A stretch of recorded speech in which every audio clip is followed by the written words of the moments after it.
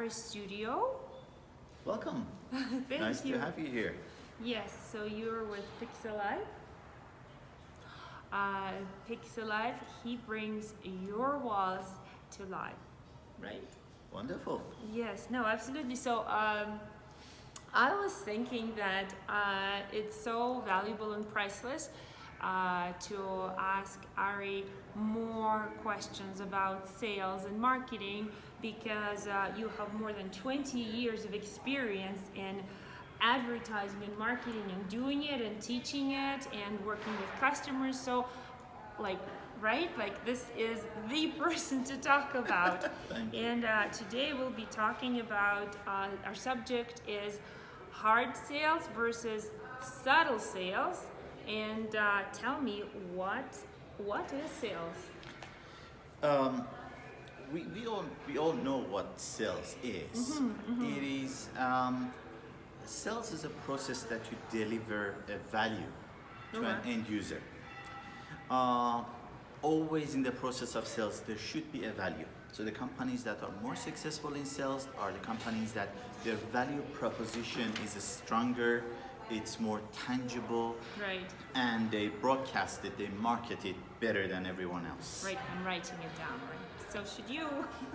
Cheers. Okay. So in what's the value proposition? Every sell, everything that you sell, you should either remove some pain, you should reduce pain, or you should deliver pleasure.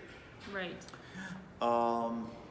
Just so you know, from the psychological perspective, pain is 5 times more powerful than pleasure. Oh. So so by removing pain, you have, if your product and most products on the planet, they are removing a pain, they are removing some difficulty, they are easing some pain. There is nothing wrong with selling pleasure, or your product is meant for pleasure. However, it is not as powerful effects. So are you saying that we're more prone to reduce our pain and we go towards that compared to gain pleasure? Absolutely. Even if you don't know it, subconsciously removing discomfort, pain is much more powerful.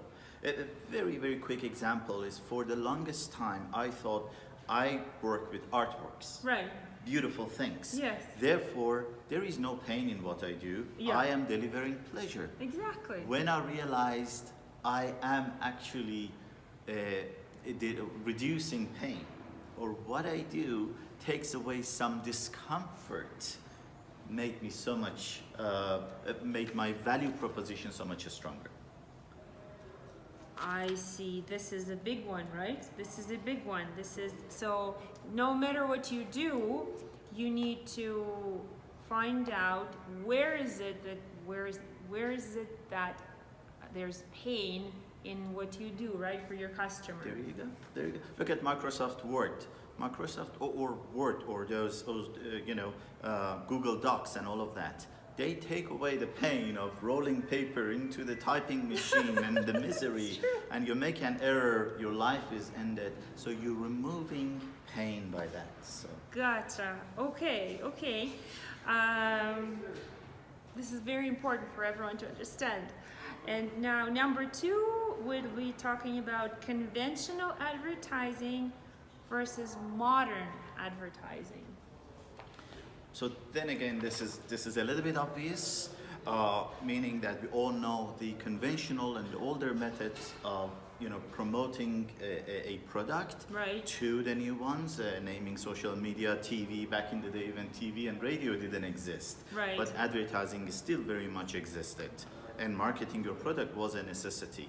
So here we're opening up this series, and obviously we are limited in terms of time, but we are taking the issue of hard sells versus subtleties. So exactly. in one word, if I were to describe the old advertising, you put the product in front of the end user, you promote it, you say this is the pain that eliminates, or this is the pleasure that it gives. Yeah. And nowadays things are a lot more subtle. True. So when it comes to social media, Right. which obviously you certainly know quite well, it's hard sell is not as effective. No, it's not. But a lot of my clients, they don't understand that, and they're scared.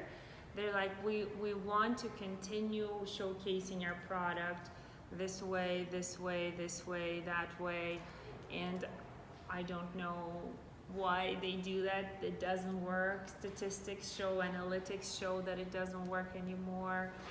So talk more about it. That's you nailed it on the head.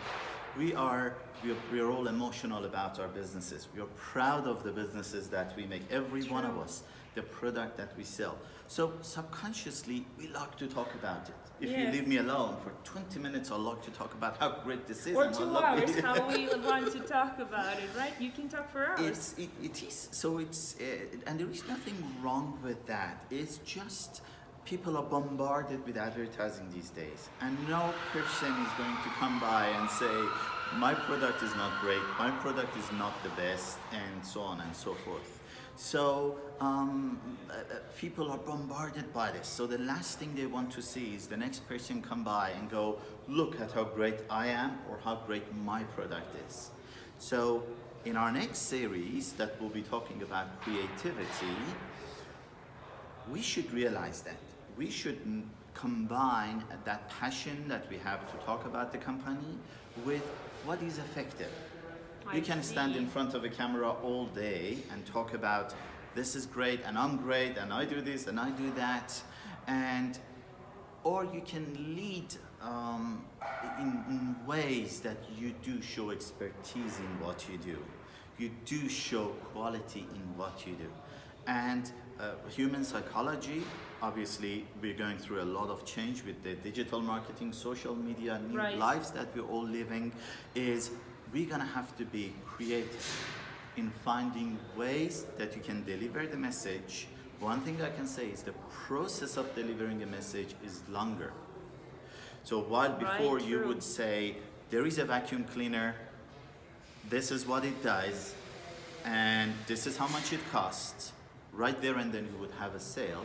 Uh-huh. Right now we're looking at a series of, we call them touches, you know, Right. that you need to touch the end user in so many different and so subtle to build up that wholesome, you know, that Exactly.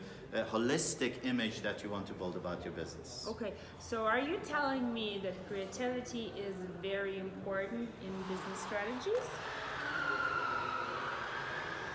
We are here today because of, I mean, a human being is creative. Right. It's not just the artists, actors, you know, painters and so on that they need to be creative. Obviously they are. Right. But every business person, we're sitting here today having this conversation over the internet because back 20, 30 years ago, a lot of people think social media killed conventional advertising.